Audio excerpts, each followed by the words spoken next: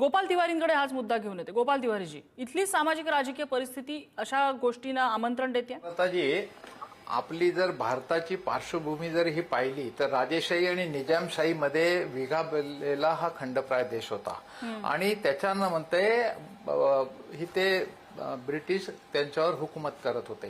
अनेक भारतात म्हणजे दिल्लीमध्ये निजाम होते, हैदराबादले होते. हे मुसलमान जे काही आजच्या भारताच्या भूमी आहेत ते काही काल आज मध्ये किंवा 47-48 नंतर किंवा 14 नंतर टपकलेले नाही. ते पूर्वीपासून निजामशाही आणि राजेशाही मधला हा भारत होता. प्रजासत्ताक भारत झाल्यावर त्याला आपल्याला एक संविधान आहे, त्याची जो डीएनए तो धर्मनिरपेक्षते. परंतु जर आपण बघितलं तर हे साधारण 2014 नंतर अशा पद्धतीचं जे वातावरण मुस्लिम विरोधी व्हायला लागलं ते का व्हायला लागलं?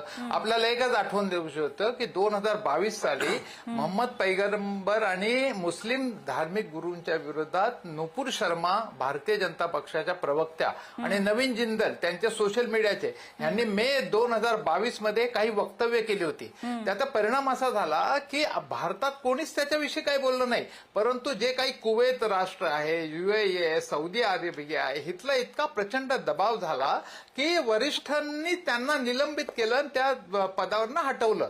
तर आज आपल्याला भारताचा जर परराष्ट्र धोरण जर आपण बघतो आहोत तर आपल्याला क्रूड ऑइल पासून अनेक गोष्टी ज्या आहेत, ज्या अरब आणि मुस्लिम धार्मिक जे राष्ट्र आहेत त्यांच्यावर आपण निर्भर आहोत. आणि ह्या सगळं करत असताना आपल्या मुसलमानांचा आणि हिंदूंचा आणि अत्यंत चांगल्या पद्धतीने हे सौहार्दाचं वातावरण गेले अनेक वर्ष होतं.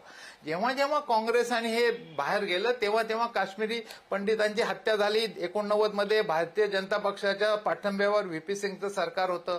पहलगाम पुलवामा हल्ले झाले, अतिरेकी हल्ले झाले. आपण वारंवार त्याचे म्हणजे हे करतो. परंतु हे पक्का धडा पाकिस्तानला जो शिकवायचा आज एक संधी होती ऑपरेशन सिंदूरच्या माध्यमातून ती पण आपण घालवली.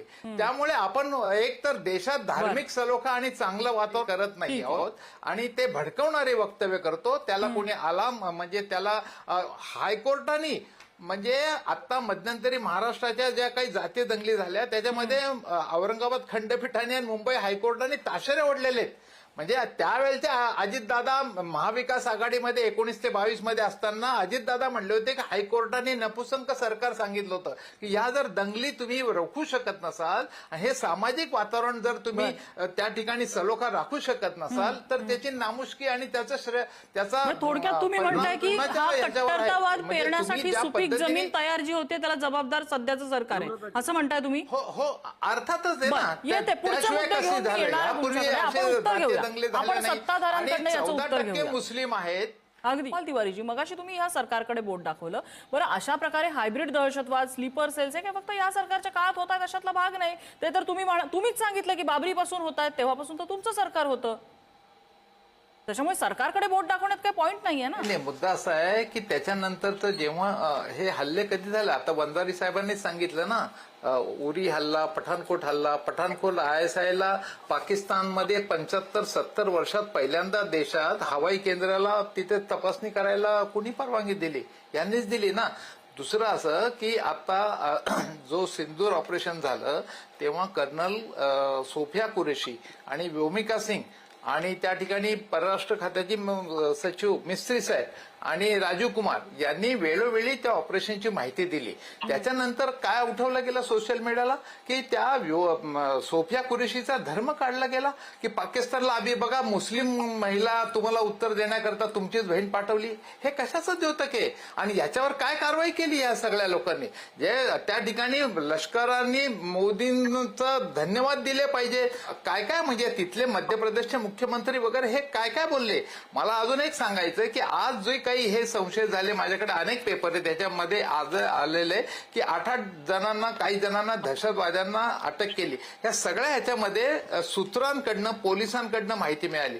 आमची अशी प्रामाणिक इच्छा आहे की पोलीस महासंचालक, पोलीस कमिशनर, दिल्लीचे कमिशनर यांनी पुढे येऊन जशी ऑपरेशन सिंदूरची माहिती दिली तशी एक जबाबदार अधिकाऱ्यांनी काय काय पकडलं, काय काय पद्धतीने त्यांच्यावर कारवाई केली याची माहिती मीडियाच्या समोर द्यायला पाहिजे ना. एखादा छोटा मोठा दरोडा पडला तर तिथले पोलीस आयुक्त आणि सुपरिटेंडेंट ऑफ पोलीस पुढे येऊन माहिती देतात ह्या गेल्या 4-8 दिवसामध्ये फक्त अशा ह्या लोकांना अटक केलं. चांगलंय, आम्हाला अभिमान वाटतो आमच्या पोलिसांचा, भारताच्या पोलिसांचा. परंतु एक जबाबदार अधिकाऱ्याने नक्की ऑपरेशन काय झालं, त्यांच्यावर कुठे कारवाई झाली, कोण सापडले गेले, संपूर्ण माहिती अशा पद्धतीने डिस्क्लोज केली जात नसावी. काही त्यातले कंगोरे जे समोर येत आहेत त्याच्याबद्दल आपण बोलतो. बघा आता मला असं वाटतं गोपाल, आता मला एकच माहिती आहे की जर शत्रूचे जर काही लोक पकडली तर त्यांचा पर्दाफाश तर केला पाहिजे अगदी ना. अगदी अगदी आणि ते समोर आणलेले आहेत माध्यमांसमोर. अजित चव्हाण, मला नम्रताजी असं वाटतं की या देशामधल्या राजकीय पक्षांच्या बोटचेप्या भूमिकेमुळं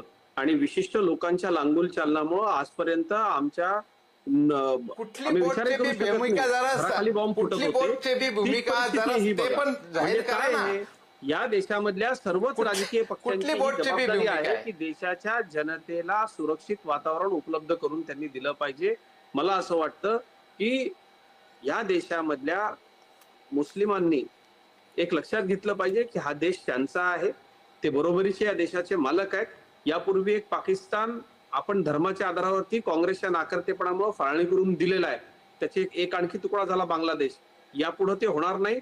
कुठल्याही देशाची गुप्तचर यंत्रणा ही दुसऱ्या देशामध्ये विशेषतः द्विराष्ट्राचा सिद्धांत तुम्ही आणला होता हो. परंतु द्विराष्ट्राचा सिद्धांत श्यामाप्रसाद मुखर्जी यांनी आणला होता. वापर का केला जिना बरोबर याचं कारण शोधलं पाहिजे आणि मुस्लिम समाजाच्या लोकांनी देखील घेतली पाहिजे. मुस्लिम राष्ट्र आणि हिंदू राष्ट्रांचा धर्म मोठा असं माना. श्यामाप्रसाद मुखर्जी, सावरकर यांनीच मानला होता द्विराष्ट्राचा सिद्धांत. तुमच्या नाकर्तेपणामुळे देशाची फाळणी झाली, काँग्रेसच्या नाकर्तेपणामुळे देशाची फाळणी झाली. आपल्या मातृसंस्थेच्या नेत्यांनी केले, कुणी केलं? श्यामाप्रसाद मुखर्जींनी केलं होतं. 1933 साली कुणी केलं? बंगालमध्ये मुस्लिम लीगची युती कुणी केली? मोदी सरकारच्या काळामध्ये आमच्या यंत्रणा नसलेल्या गोष्टी सांगू नका अजितराव. सिंदूर खोटं वाटतं, पाकिस्तानवर केलेली कारवाई खोटी वाटते, दहशतवादी पकडले तर यंत्रणांनी समोर येऊन माहिती यांना वाटतं. यांच्या काळामध्ये सुनील दत्त खासदार असताना गरीब नगर वसवलं जातं, तिथं अनधिकृत मशिदी उभ्या केल्या जातात. देशामध्ये कोट्यवधी अनधिकृत मशिदी उभ्या केल्या जातात. अशा झोपडपट्ट्या बसवल्या जातात, मी नाव घेऊन रेकॉर्ड सांगतो. मुंबईमध्ये यांच्या 2 काँग्रेसच्या आमदारांनी इतक्या मोठ्या झोपडपट्ट्या बसवल्या. काँग्रेस मुंबईमधल्या झोपड्या वाढण्याला, तिथं बांगलादेशी येण्याला, तिथं घातपात होण्याला काँग्रेस कारणीभूत आहे. हे मी नाव घेऊन सांगतो. असलम शेख आणि यांचे जे दुसरे एक आमदार आहेत, पालकमंत्री होते त्या काळामध्ये, त्यांनी बेकायदेशीर झोपड्या वसवल्या, तिथं बांगलादेशी आणले आणि आपल्या मतदानासाठी देशाची सुरक्षा कोणाला लावली. मला फक्त गोपाल तिवारी एक पेपर दाखवताय. आपल्यातल्या काही गोपाल तिवारी हा कधीचा पेपर आहे आणि काय तुम्ही दाखवायचा प्रयत्न करताय? यंत्रणांच्या हाती आपण कसे लागतो, हे तरुण का तयार होतात, पहलगामचे सूत्रधार मोकाट एप्रिलचा पेपर आहे, आता 1 महिन्यापूर्वीचा पेपर आहे. देशाच्या सुरक्षेला सर्वोच्च प्राधान्य देऊन फक्त आपल्याला 1 महिन्यापूर्वीचा पेपर आहे. मी जर चुकत नसेल तर पहलगामच्या सूत्रधारांचा एन्काउंटर करण्यात आपल्याला यश आलेलं आहे. आपण स्वतः गृहमंत्र्यांनी त्याची हाऊसमध्ये माहिती दिलेली आहे. ऑपरेशन महादेव राबवलेलं होतं काश्मीर व्हॅलीमध्ये स्पेशली त्याच्यासाठी. साफ केली, गरीब नगर जसं साफ केलं, परंतु ती माहिती पोलीस, ती माहिती संबंधित अधिकाऱ्यांनी का दिली नाही? गृहमंत्र्यांनी सदनामध्ये गोपाल तिवारीची माहिती दिली. आणखी कुठली अथॉरिटी पाहिजे तुम्हाला माहितीसाठी? पहलगामचे सूत्रधार मोकाट कसं आलेलं आहे? गोपाल तिवारीजी पेपर आहे एप्रिल 26चा आहे, 1 महिन्यापूर्वीचा पेपर आहे. उत्तर देते गोपाल तिवारीजी. पहलगामचे सूत्रधार मोकाट आहेत. अजित चव्हाण गोपाल तिवारी एप्रिल मधला पेपर दाखवतात. त्याच्यामधली हेडलाईन अशी आहे की पहलगामचे सूत्रधार अजूनही मोकाट. ते असं म्हणतात की पोलीस अधिकाऱ्यांनी या संदर्भात डिटेल का माहिती दिली नाही, असा त्यांचा प्रश्न आहे. पोलीस अधिकारी अशा ऑपरेशनची माहिती का देत नाहीत, का ह्या गोष्टी समोर आणत नाही, असा त्यांचा प्रश्न आहे.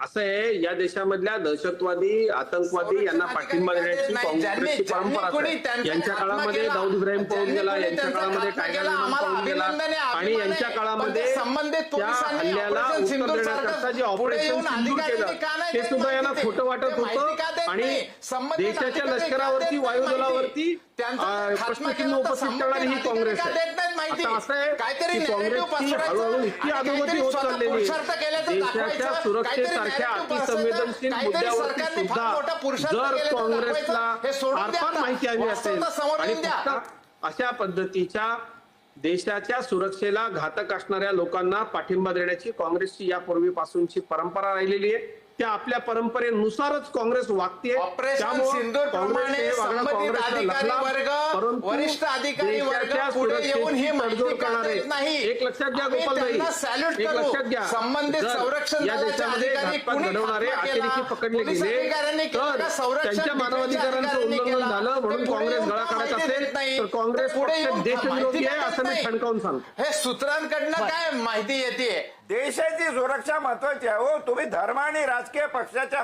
द्वंद्वात्मक भांडणात काय जाताय? सर शेवटची मंदारी comment. साहेब आपल्याला या विषयी विचारलं होतं, आपण पण म्हणलं होतं I am agree with you.